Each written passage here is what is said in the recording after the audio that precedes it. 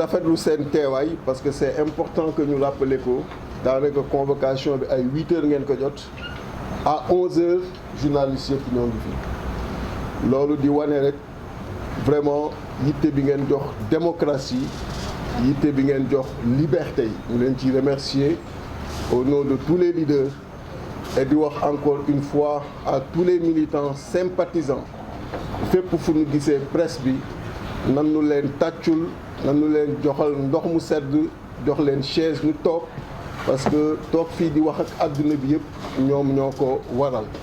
te képp ku leen defal loolu defal nga ko Ousmane Sonko defal nga ko Khalifa Sall defal nga ko Habib Sy defal nga ko Déthié Fall defal nga ko Aïda Mbodj defal nga ko Cheikh Tidiane Youm defal nga ko tous les leaders de Yewwi Askan Wi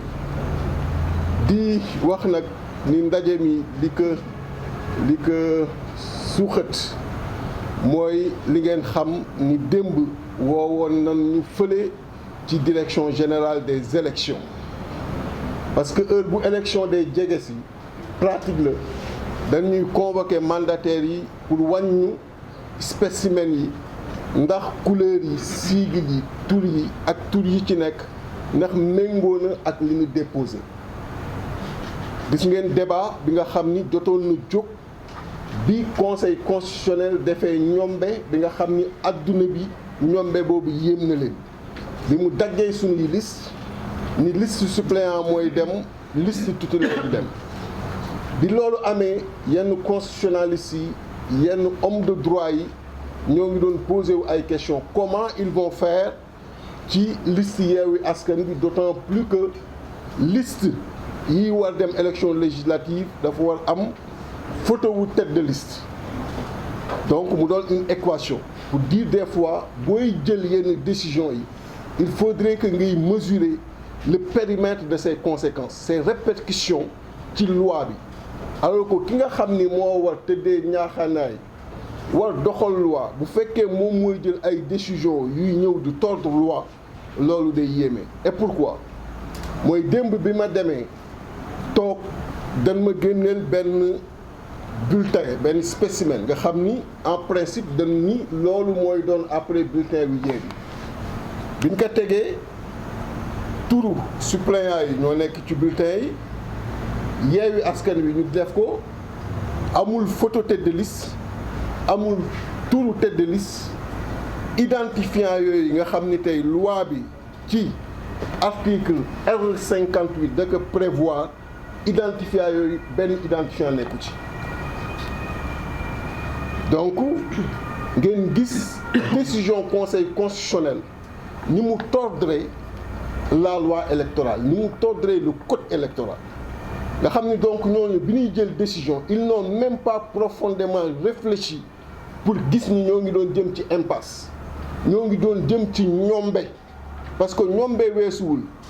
nga ni 8 listes yi nga xam ni ñoo war a dem 7 yi daanu am tête de liste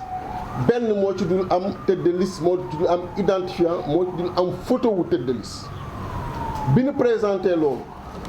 ma ni leen lii lu muy tekki commissaire Ndiaye ni ma arrêté bi lañu suivre ma ni que arrêté bi ngeen suivre day ñëw léegi war remplacer la loi parce que la loi ce qu'elle dit elle est très claire mën ngeen ko lire ñëpp ci R58 mooy élection législative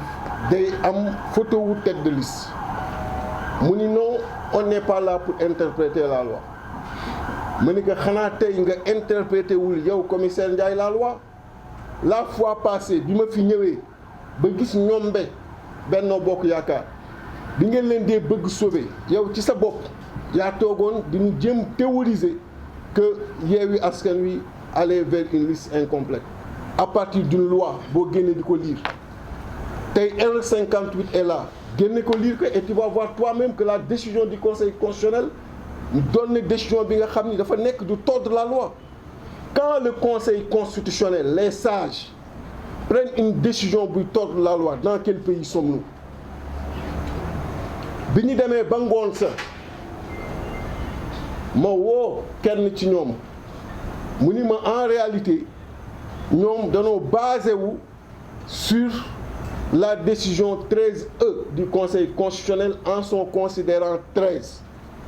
Décision 13E, moi la réponse du Conseil constitutionnel servir à Benno Bokk Yaakaar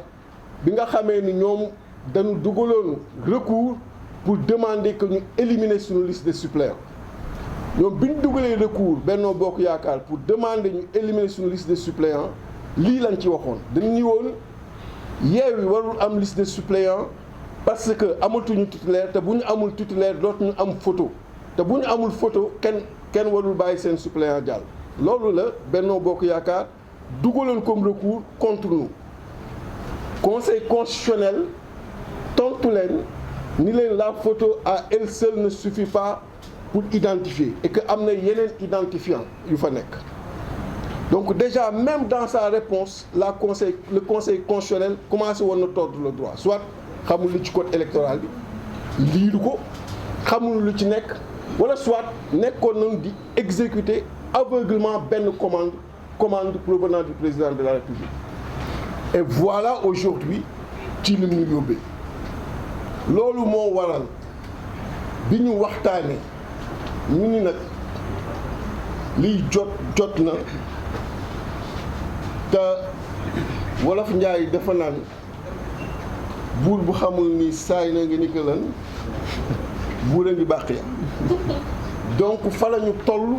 ak le président Macky Sall parce que vraiment lii may wax sénégalais bu nekk mën na ko vérifier dama koy répété waat article R58 li ñu wax ni moo war a nekk ci bulletin de vote bu war a teew war a dem ci compétition dem leen ngeen lire ko.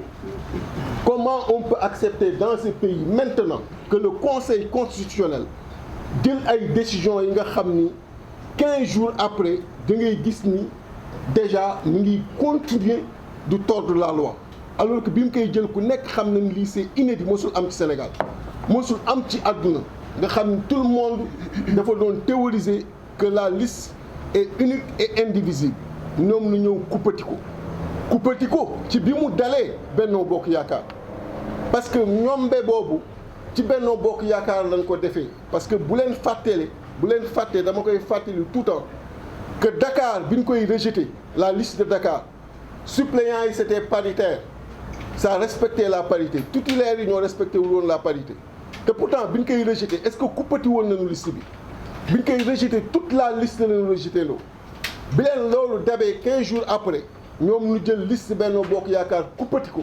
bàyyi titulaire mu jàll laisser suppléant yi donc comment on peut laisser le président de la République Macky Sall une seule seconde penser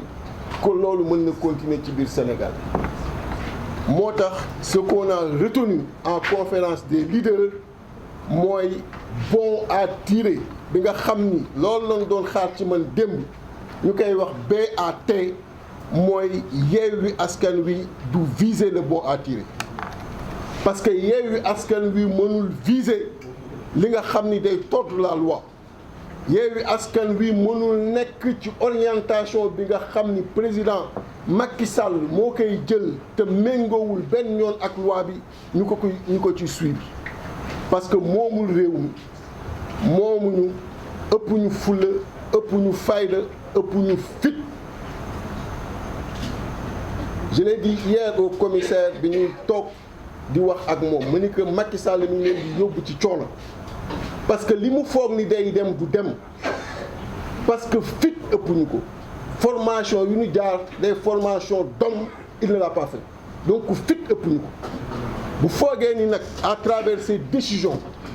la yëngale Sénégal yëngal Sénégalais yi ku nekk xam fulla ak fayda bi nekk ci ñoom muy ñu nekk biir réew ak bitim réew bu fekkee ni jàpp na ni jël conseil constitutionnel jël le ministre de l'intérieur ñoom ñëpp mu leen di dicter di ñu war def contre Yewwi Askan Wi mooy tax élection war am ni mu ko bëggee ak ni mu ko xalaatee ni ngi juum ni ngi yóbbu sénégalais yi ci impasse parce que lii amul sénégalais bu ànd ak xelam sénégalais bu objectif sénégalais bu Sénégal képp ñor ku mën a ànd ci lii président Macky Sall bëgg def bu fekkee tey les sages ñi nga xam ni ñoom ñoo war appliquer la loi ñoom ñoo war respecter la loi ñooy jël une décision immédiate qui tord, qui ne respecte pas la loi, et toutes les conséquences de ces décisions jëm encore sur l'irrespect de la loi, sur le non-respect de la loi, R58 nekk ici ngeen xam ni kon réew mi ngi ci yoon bu dangereux. Et Yewwi Askan Wi fera face. On ne signera pas le bon à tirer parce que duñ ko topp ci joggati li nga xam ni mooy yoon. Donc loolu la ñu wax. Beneen mbir mi mooy lu mësul am Sénégal xanaa élection benn yoon lañ ko organiser tey ñu war jëm élection dugg pré-campagne CNRA ñaata yoon la def communiqué ci élection kenn mënu ko compter. Tout en CNRA day def communiqué est-ce que mos ngeen gis un communiqué bu CNRA bu gouverneur reprendre communiqué CNRA def si ay extension yi nga xam ni le code électoral n'en parle même pas extension bi nga xam ni dara taxu ko jóg lu dul jéem a anticiper ci manifestation Yewwi Askan Wi parce que tey il n'est dit nulle part que activité politique du am pendant pré-campagne mais ñoom ñëpp a nekk en activité politique. Macky Sall ba élection locale yi ba ci veille élection locale yi Macky Sall a ngi pré-campagne mi ngi ci ay tournée économique ak ay inauguration ak ay yu kenn xamul yéen ñëpp a ko fekkee. Alors pourquoi cette fois-ci cette nouveauté ba gouverneur naan day génne un communiqué pour reprendre communiqué CNRA donc ngeen xam que danoo nekk ci une entreprise qui ne passera pas waxuñu dara ñuy jaay ay ruube naan sunu manifestation bi ñu prévoir le 15 arrêté nañ ko président Macky Sall ñëw doole ci karaw ni finalement sax ci xar mi karaw ni finalement sama tournée bi ma bëggoon def Casamance bàyyi naa ko dafa ñemewul dem marche bi te daan ko def rassemblement la sax d'ailleurs merci président rassemblement à la place de la nation. Ce même jour à Ziguinchor il y aura également une marche bis boobu tamit Ziguinchor dina am marche le 17 parce que bi yoon au lieu d'un point 2 points lay doon et ça va aller crescendo day gën a yëg ci points yi nga xam ni moom la ñuy def au niveau du Sénégal donc 17 bi dina am rassemblement fii ci place de l'Obélisque am marche fële nga xam ni moom mooy Ziguinchor.